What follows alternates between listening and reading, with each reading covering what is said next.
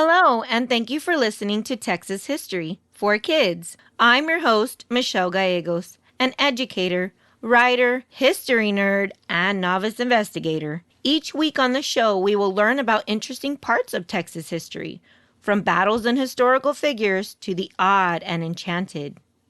Hello, and welcome to episode number 10. I apologize if my voice is a little off today. I have been slightly under the weather. There is an Arctic blast going on in the United States right now. I live in Texas. We are not used to this 18-degree weather. Therefore, I'm sick.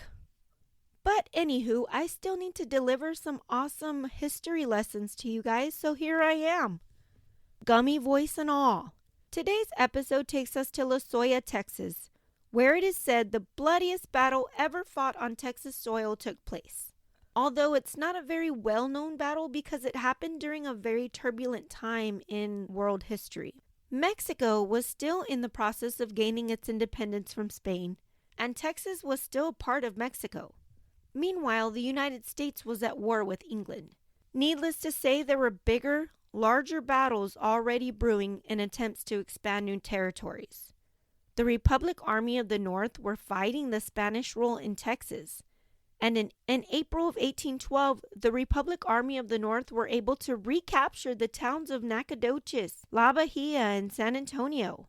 The Spanish Royalist Army, who had been here for more than 300 years, were not going to just give up Texas land. They sent troops to San Antonio to regain control. The United States wanted to stay out of the fight at first, that is until August 1812. When U.S. Army Lieutenant Augustus McGee and 130 American soldiers joined forces with Jose Bernardo Gutierrez de Lara. Together, the men had a combined army of 300 men to help liberate Texas from Spain. The reason the Americans wanted to help was purely of personal interest. They were promised free land and prosperity in exchange for helping the fight. On August 18, 1813, a group of 1,400 volunteers, which included Americans, Tejanos, Native Americans, and Mexicans, calling themselves the Republic Army of Texas, were ready to defend the land from the Spanish takeover. They thought it would be best to meet the Spanish Royalist Army in an area south of San Antonio, in an effort to spare the city and the Alamo from battle.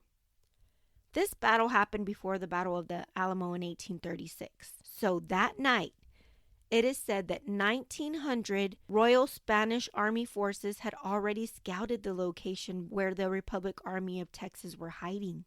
The Royal Army ambushed the Republic Army near the Medina River in a dark forest area. The Royal Spanish outnumbered the Republic Army by almost 400 men. After 4 hours of brutal fighting, the Spanish were victorious, and the Republic Army had lost. Almost all of their men lay dead in the field. Those that were able to escape fled to San Antonio, where they were later imprisoned or murdered. Those who were killed in battle were left where they fell and not buried right away. 5 days after the battle, the Spanish Royalists were finally buried. In 1817, 3 years later, a chapel and a crypt of Nuestra Señora del Carmen de Medina was built as a memorial to the Spanish Royalist Army who had died in battle. Meanwhile, the bodies of the Republic Army of Texas still remained unburied. It wasn't until 1822, 9 years after the Battle of Medina, when the first governor of Texas ordered the bones of the Republic Army of Texas buried honorably together in a grave under a tree. Sadly, the marker that was placed in the location of the burial has been lost in time. Therefore, the exact location of the mass burial is unknown. Today, El Carmen Cemetery sits adjacent to the church and is the final resting place of several family members, including those of Domingo Losoya and Dionisio Martinez. These men were believed to have been granted land by the Mexican government in the vicinity of the cemetery, and some believe that the town of Losoya and the street name Martinez Losoya were named in their honor. Others speculate that the name Losoya Intermediate and the town of Losoya, Texas, is a tribute to Toribio Losoya, who was a Mexican soldier who died during the Battle of the Alamo. Either way, the history of the name where Losoya, Texas came from has not officially been confirmed. Losing the Battle of Medina meant the Spanish were able to keep control of the land.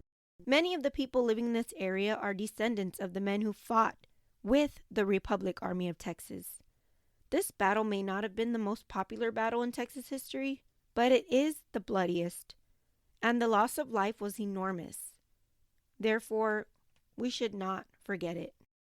There are currently 3 known historical landmarkers within a 10-mile radius of each other, believed to be the site of the Battle of Medina.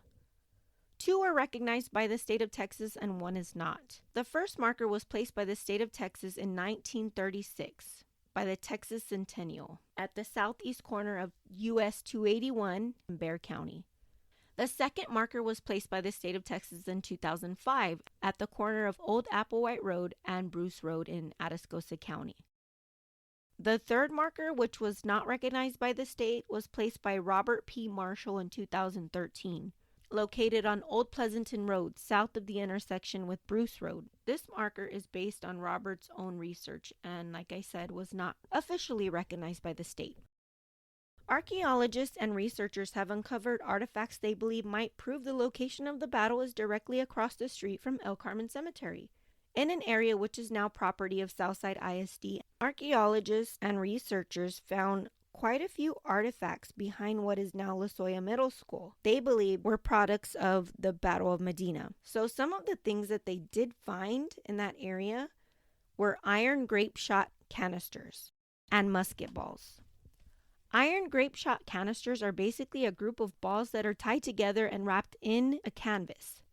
I have to admit, during my research, when I read grape shot canister, I immediately thought of a buckshot that you would fire from a shotgun. Nope. These iron grape shots are much larger, way larger. They are actually 8 inches in diameter, so each of those balls that they put in the canister are 8 inches in diameter. Grape shot canisters are meant to be fired in the air and fall down on those who are in its path, causing destruction and devastation. The other thing they uncovered were the musket balls.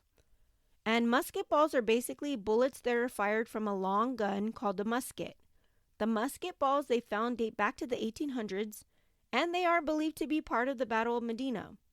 Although, I'm sure musket balls were found all over the area because of the amount of fighting that was going on in South Texas during this time. It's probably another reason why it's so hard to pinpoint the exact location of this battle, because battle remnants are probably found all over the area. Another artifact they found was a piece of cast iron. Researchers said it was probably part of a grand piano. Who knows why that would have been out there, but I'm certain it has nothing to do with this battle. Or maybe it did. But that's a story for another time. Many of the artifacts they uncovered that day behind Losoya Middle School are on display at the Whitty Museum, located in San Antonio, Texas. The Battle of Medina was a control over land, which was the reason for most battles and wars in the 1800s. The Republic Army wanted to help save their land from Spanish rule, but nobly lost the battle. Now, regardless of the location of this battle, its historical importance is remarkable and should not be forgotten. It is clearly one of the battles that began to lead Texas into its independence. This week's question is, Texas history is rich with battles and wars. Do you think there could have been a better way to settle our differences? Send me an email at michellegallegos.author@gmail.com. michellegallegos.author@gmail.com. And I might feature your answer in an upcoming show. As always, thank you guys for leaving your reviews. Thank you for downloading the podcast. My goal is to reach 1,000 downloads by the end of March of 2024. I hope you can help me reach that goal. If you or your child has received valuable information, share the show with others who might find it interesting. If you'd like to submit a question about Texas history, feel free to email me at my email, michellegallegos.author@gmail.com. Remember, every single one of my episodes is paired with a resource for kids. Visit my website at michellegauthor.com. Remember, yesterday is today's history.